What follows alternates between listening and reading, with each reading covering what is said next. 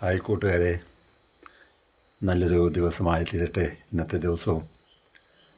എന്നെ പരിചയമുള്ളവരും ഇല്ലാത്തവരുമായുള്ള പലരും ഈ വീഡിയോ ഒരുപക്ഷെ കേൾക്കുന്നുണ്ടാകാം. ആരോടും പറയാൻ കഴിയാതെ കടിച്ചമർത്തി ജീവിതത്തിൽ പ്രതിസന്ധികൾ കൂടി കടന്നു പോകുന്ന ഒരു വ്യക്തിയാണോ താങ്കൾ? ഒന്ന് പൊട്ടിക്കരയണമെന്ന് ചിന്തിച്ചിട്ടും പലപ്പോഴും പൊട്ടിക്കരയുവാൻ പോലും കഴിയാതെ ബാത്റൂമിനകത്ത് കയറി വെള്ളം ടാപ്പിൽ നിന്ന് തുറന്നുവിട്ട് ബാത്റൂമിൽ നിന്ന് ഒന്ന് കരഞ്ഞാശ്വസിക്കുകയും അങ്ങനെ പോലും കരയുവാൻ പോലും സാഹചര്യമില്ലാതെ ഈ ഭൂമിയുടെ നാനാഭാഗത്തായിരിക്കുന്ന ഒരു സഹോദരനോ സഹോദരിയോ മലയാളി അല്ലെങ്കിൽ പോലും ഈ ശബ്ദം കേൾക്കുന്ന മറ്റ് ഭാഷകളിലുള്ളവർ, ദൈവം ആണും പെണ്ണുമായിട്ട് മാത്രമേ മനുഷ്യനെ സൃഷ്ടിച്ചിട്ടുള്ളൂ.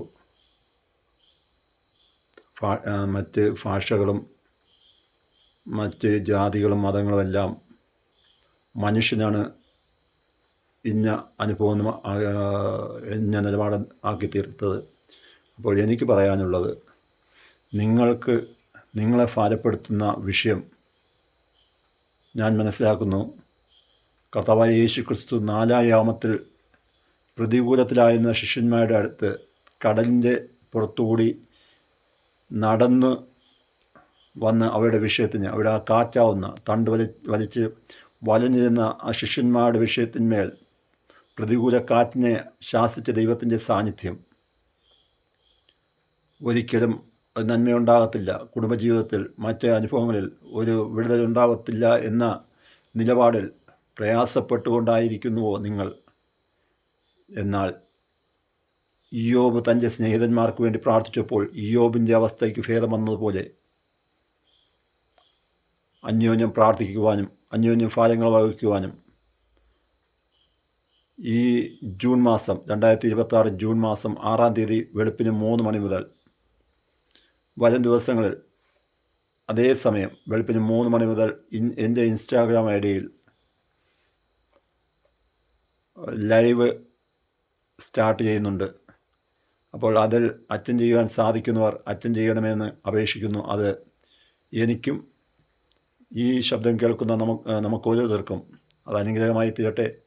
ദൈവത്തിൻ്റെ ഇടപെടൽ, ആ 4-ാം യാമത്തിൽ ശിഷ്യന്മാർക്ക് പ്രതികൂലത്തെ അനുകൂലമാക്കി മാറ്റിയ ദൈവത്തിൻ്റെ സാന്നിധ്യം നമുക്ക് പ്രതികൂല കാറ്റ് വീശിക്കൊണ്ടിരിക്കുമ്പോൾ കുടുംബജീവിതത്തിൽ, തലമുറയുടെ ജീവിതത്തിൽ, മറ്റ് അനുഭവങ്ങളിൽ, ജോലി വിഷയങ്ങളിൽ, ഭാവി വിഷയങ്ങളിൽ, കടബാധ്യതയുടെ മേൽ എല്ലാം പ്രതികൂലമായിരിക്കുമ്പോൾ ആ പ്രതികൂലത്തെ അനുകൂലമാക്കുവാനും അതിനേക്കാൾ ഉപരിയായി ഇവിടുത്തെ കഷ്ടങ്ങൾക്ക് അപ്പുറമായി ഇവിടെ അല്പം കഷ്ടം സഹിക്കേണ്ടി വന്നാലും ആ കഷ്ടങ്ങളെല്ലാം സഹിച്ച് ഇവിടെ ഇന്നോ നാളെയോ അല്ല, ദൈവം ദീർഘായുസ്സ് തന്ന വർഷങ്ങൾ നമ്മൾ ജീവിച്ചിരുന്നാലും ഒരു നാൾ മരിക്കേണ്ടതുണ്ട്.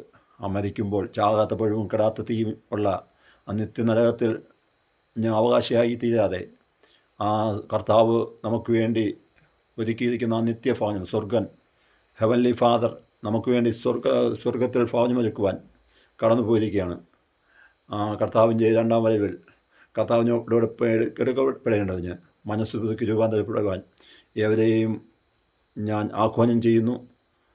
കഴിയുന്നവർ ജോലി തിരക്കിനെയും മറ്റ് പ്രതികൂലത്തിൻ്റെ അനുഭവങ്ങളിൽ റെസ്റ്റ് എടുക്കുന്ന സമയമൊക്കെ ആയിരിക്കാം. എന്നാൽ തന്നെയും എന്ത് ചെയ്യുക, ഈ വെളുപ്പിന് 3 മണിക്ക് നടക്കുന്ന ആ ലൈവിൽ അറ്റൻഡ് ചെയ്യുന്നത് നിങ്ങൾക്കൊരു അനുഗ്രഹമാകട്ടെ, നമുക്ക് ഓരോരുത്തർക്കും അനുഗ്രഹമാകട്ടെ എന്ന് ആഗ്രഹിക്കുകയും പ്രാർത്ഥിക്കുകയും ചെയ്യുന്നു. God bless you my dear all brothers and sisters. God bless you.